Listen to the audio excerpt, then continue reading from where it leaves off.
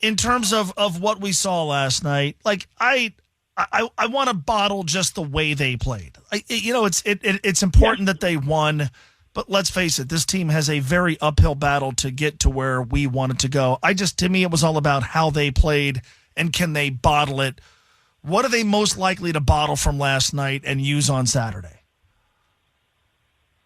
The easiest thing to say is pushing tempo and getting out in transition, playing a little bit faster, because they have proven if they get to like 15 seconds on the shot clock, a good shot is probably not going to follow.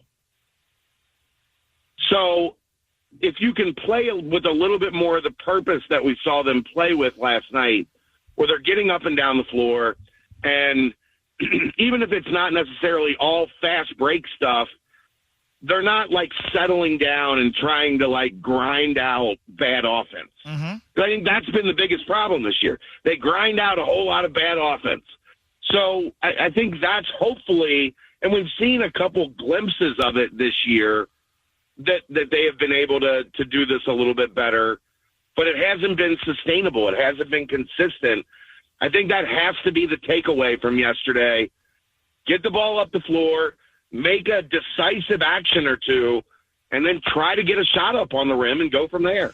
I like seeing them put pressure on the other team's defense, and you're right. I mean, UCF has a defense that's easy to pressure. I like that. I also felt like every time, and again, you're not. I understand you're not playing Kansas, you're not playing Arizona, but the Bearcats have struggled with teams that aren't quite as good as those.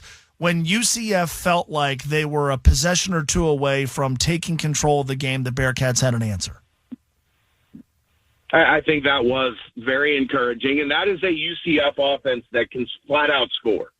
It's funny to say this, that it's not conventional in how they do it, because how they do it is they have three elite one-on-one basketball players, and they push the ball up the floor, and then they find the one that has the mismatch that they like the most. They throw it to him, and then they have that guy go get a bucket. And it's not easy to stop. Go look at their scores against Houston and Kansas and Iowa State and some really good defenses. They're still scoring 75, 80, 85 points. So it was difficult to stop them. That was my biggest concern, Mo.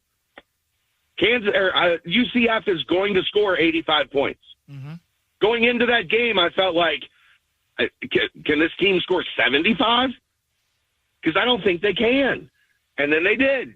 So I felt a lot better about the way that they were able to answer and respond.